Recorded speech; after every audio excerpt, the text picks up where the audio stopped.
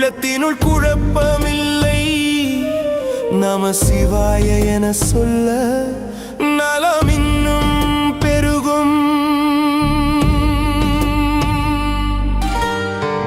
தேடி தேடி சேர்க்க வேண்டும் புண்ணியத்தை மட்டும், தேவையில்லை கோடி செல்வம், தெய்வ அருள் போதும்.